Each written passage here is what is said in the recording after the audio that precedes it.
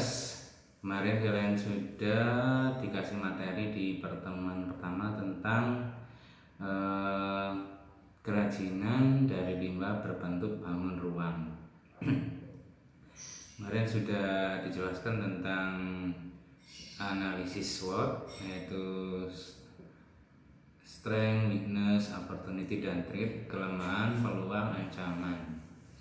Ya, kemarin juga sudah kalian mendapatkan sebuah tugas dan diharapkan kalian tugasnya terus mengumpulkan. Ya, jadi tugas-tugas yang masih belum dikumpulkan segera dikumpulkan, karena nanti nilai kalian akan kosong kalau tidak mengumpulkan. Untuk materi hari ini yaitu tentang sumber daya yang dibutuhkan dalam usaha kerajinan dari bahan limbah berbentuk bangun ruang.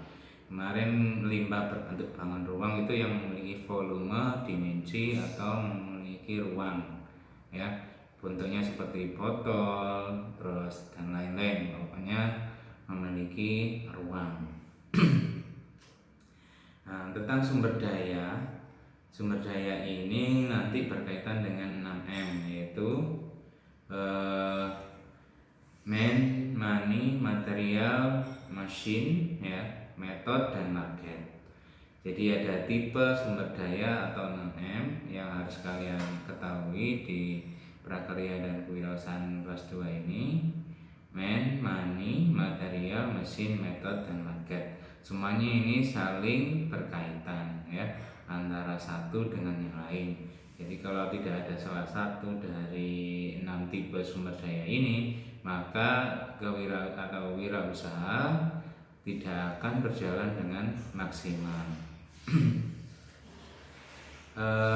Faktor-faktor sumber daya yang mendukung keberhasilan usaha produk kerajinan limbah berbentuk bangun ruang itu ada beberapa. Yang pertama, faktor manusia.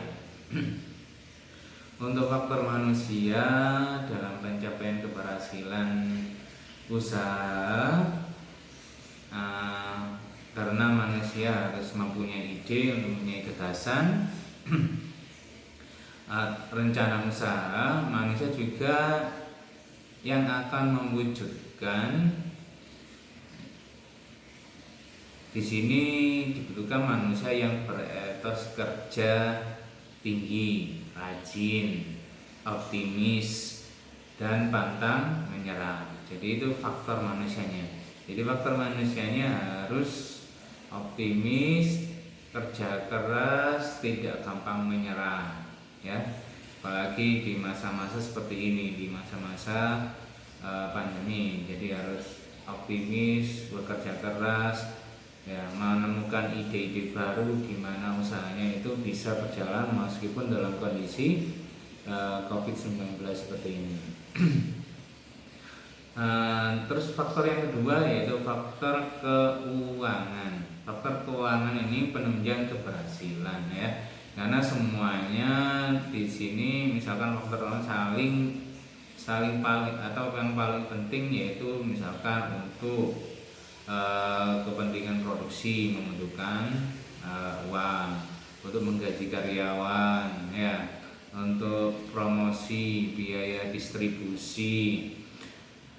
Tapi semuanya itu nanti harus dicatat dengan rapi dan teliti dan terus menerus, ya. Jangan sampai nanti di faktor keuangan ini tidak dicatat, karena kalau tidak dicatat maka nanti akan mengalami istilahnya miskomunikasi atau tidak ada data.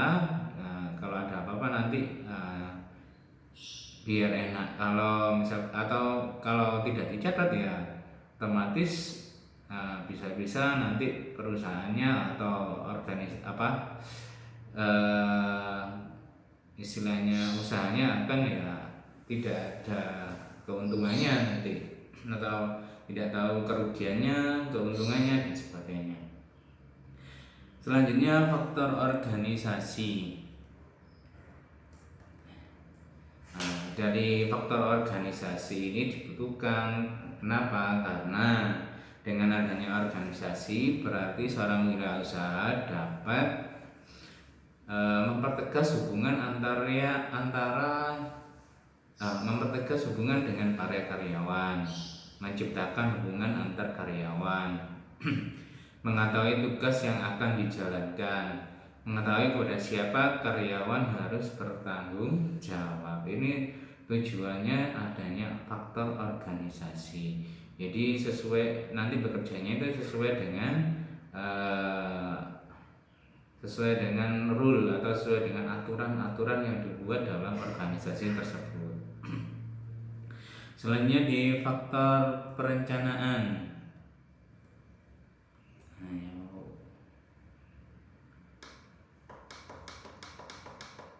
Di faktor perencanaan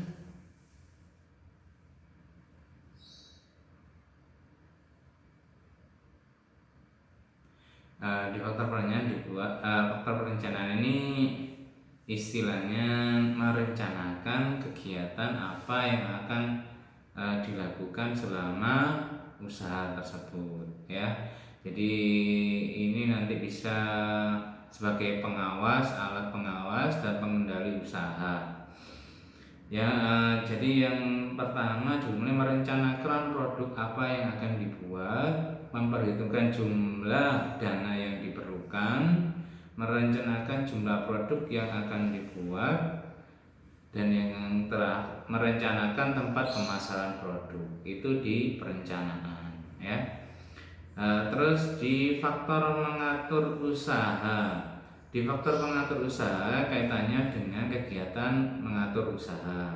Yang diperlukan wirausaha adalah yang pertama menyusun uraian tugas pokok untuk menjalankan usaha, menyusun struktur organisasi usaha, memperkirakan tenaga kerja yang dibutuhkan, menetapkan balas jasa insentif, membuat jadwal usaha, mengatur mesin-mesin produksi, dan pengaturan tata laksana usaha. Itu di faktor mengatur usaha. Terus di selanjutnya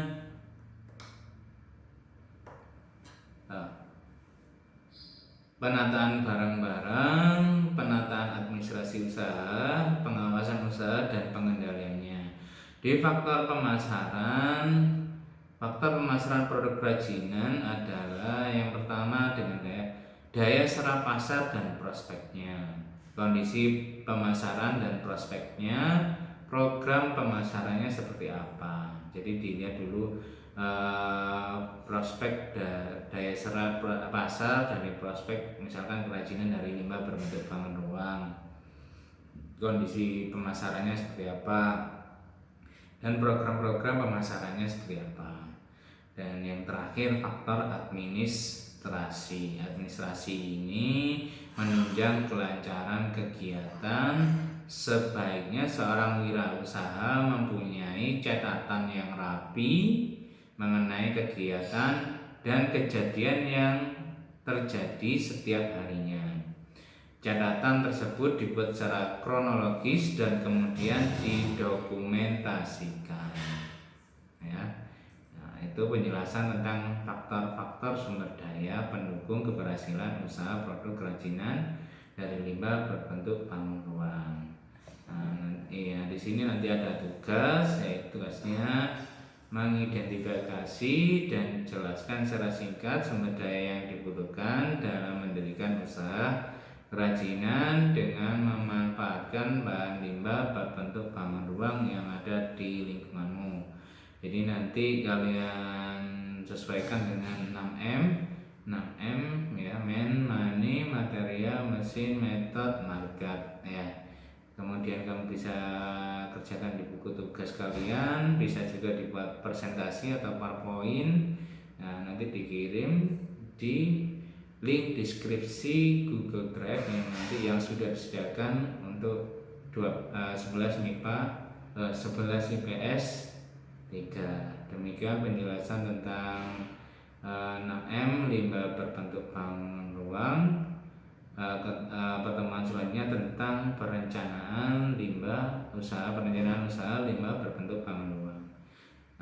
Saya mohon maaf apabila ada salah kata. Saya akhiri. Wassalamualaikum warahmatullahi wabarakatuh.